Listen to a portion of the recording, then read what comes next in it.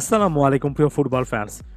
Argentina super Clasico যেটাকে বলা হয় রিভার প্লেট বনাম বোকা জুনিয়র্সের সেই ম্যাচটাতে রিভার প্লেট 1-0 গোলে বোকা জুনিয়র্সকে হারিয়েছে এবং খুবই হাই ভোল্টেজ এবং অ্যাটাকিং মেন্টালিটিতে পরিপূর্ণ উত্তেজনায় ঠাসা এই ম্যাচটাতে মার্সেলো গ্যালার্দোয়ের শেষ হাসিটা হেসেছেন। আক্রমণ পাল্টা আক্রমণে খেলাটা চলেছে, তবে দুটো দলে যে খুব বেশি প্রতিপক্ষের গোল বারে গোলকিপারের পরীক্ষা নিতে পেরেছেন সেটা বলার সুযোগ নেই, বরঞ্চ মিডফিল্ডে বল দখলের লড়াইটাই মূল আলোচনার বিষয়বস্তু ছিল এবং একই সঙ্গে অল্প যে কয়েকটা চান্স ক্রিয়েট হয়েছে তাদের মধ্যে কে সুযোগগুলো কাজে লাগাতে পেরেছেন সেই জিনিসটাই সবচেয়ে বড় ডিসাইডিং ফ্যাক্টর হয়েছে এবং এই জায়গা থেকে রিভার প্লেট বোকা জুনিয়র্সকে আউটক্লাস করেছে এবং আলাদা করে ম্যানুয়েল ল্যানজিনি এই প্লেয়ারটার কথা বলতে হবে। তার একমাত্র গোলে রিভার প্লেট খুবই গুরুত্বপূর্ণ 3টা পয়েন্ট পেল এবং সেই গোলটা যদি আমরা চলে যাই একেবারে মিডফিল্ড থেকে নিজেই একটা বল দখলের লড়াইয়ে জিতেছেন, তারপরে বা সাইডে বলটা আরেকজনকে পাস দিয়েছেন, গোলকিপার সের্জিও রোমেরো ঠেকাতে পেরেছেন, তবে খুব একটা ভালোভাবে বলটা ক্লিয়ার করতে পারেননি। রিবাউন্ড শটে ম্যানুয়েল ল্যানজিনি কিন্তু ফিনিশ করে এসেছেন।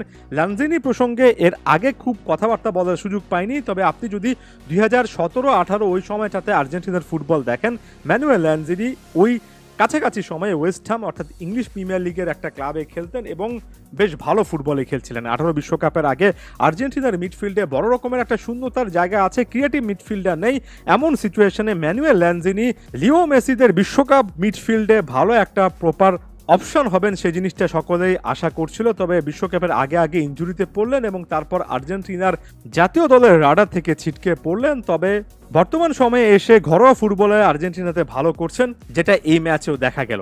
অনেকটা 4-4-2 একটা ফরমেশনে বোকা জুনিয়র শুরু করেছিল, অন্যদিকে রিভার প্লেটের মেন্টালিটিটা কিছুটা হলো ডিফেন্সিভ ছিল। 5 জন ডিফেন্ডার কিন্তু এখানে মার্সেলো গ্যালার্দো খেলিয়েছেন, অর্থাৎ 5-3-2 নিজের ডিফেন্সটাকে ঠিক রেখে পরবর্তীতে আক্রমণে ওঠে এবং এই জায়গা থেকে রিভার প্লেটের ডিফেন্ডাররা আসলে বোকা জুনিয়রদের প্লেয়ারদেরকে ডিবক্সের আশেপাশে বা ডিবক্সের ভেতরে কোনো স্পেস অ্যালাউ করেনি।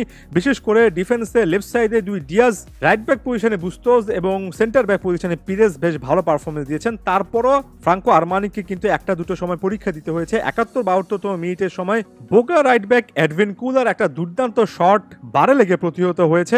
একেবারে শেষের দিকে এসে বদলি হিসেবে নামা গিমেনেস তো গোল করে ফেলছিলেন, তবে পরবর্তীতে সেটা হ্যান্ডবলের কারণে বাতিল হয়ে যায়। এই দিক থেকে রিভার প্লেটের জন্য খুবই নার্ভি সিচুয়েশন ছিল শেষের 5 থেকে 6 মিনিট। ওভারঅল এটাই ছিল ম্যাচের গতিপথ। বেশ কয়েকজন ইয়াং ট্যালেন্ট প্লেয়ারকে দেখার একটা ইচ্ছা ছিল, যেমন ফ্রাঙ্কো মাস্তান্তুনো নেমেছিলেন, শেষের 15 থেকে 20 মিনিট খেলেছেন, তবে খুব একটা বেশি যে সেখানে তার ইন্ডিভিজুয়াল ব্রিলিয়ান্স দেখানোর সুযোগ পেয়েছেন সেটা বলার অপেক্ষা নেই। একই কথা বোকা জুনিয়র্সের অ্যারন অ্যানসেলমিনোর ক্ষেত্রে প্রযোজ্য। এজিকিয়েল জেবেয়োসও স্টার্টিং লাইনআপে না থাকলেও পরবর্তীতে নেমেছেন। এই অ্যাটাকিং মিডফিল্ডার প্লাস উইঙ্গারকে তার জেনারেশনের অন্যতম সেরা একটা ট্যালেন্ট হিসেবে অনেকে আখ্যা দিয়ে ফেলেছিলেন, সে ট্যালেন্ট তার ছিল, এখনো আছে বিশ্বাস করি। তবে ওভারঅল কনসিস্টেন্সির জায়গা থেকে আরো অনেক কাজ করা উচিত। এই ম্যাচে বেশ কয়েকটা প্রতিভার ঝলক দেখিয়েছেন এবং এই কথাটা আরো অনেক আর্জেন্টিন ইয়াংস্টারের ক্ষেত্রে খাটে। যখন বল পায় খেলেন তখন দেখতে অনেক সুন্দর লাগে, তবে হুট করে হারিয়ে যান। এজিকিয়েল জেবায়োস, ফ্রাঙ্কো মাস্তান্তুনো এই প্লেয়ারদের কনসিস্টেন্সি নিয়ে সবচেয়ে বেশি কাজ করা উচিত। আশা করছি তারা সে জিনিসগুলো নিয়ে কাজ করবেন এবং এক্সপ্লোসিভ একের পর এক ট্যালেন্ট কিন্তু আর্জেন্টিনার ঘরোয়া ফুটবলে আছে এবং আমার এই ঘরোয়া ফুটবলগুলো কভার করার একটা বড় রকমের কারণ প্রতিনিয়ত দেখতে চাওয়া ইয়াং ট্যালেন্টটা কেমন করছেন। সামনের ভিডিওগুলোতে আরো অনেক সুযোগ আসবে, ততদিন পর্যন্ত অবশ্যই সাথে থাকবেন। ধন্যবাদ সবাইকে।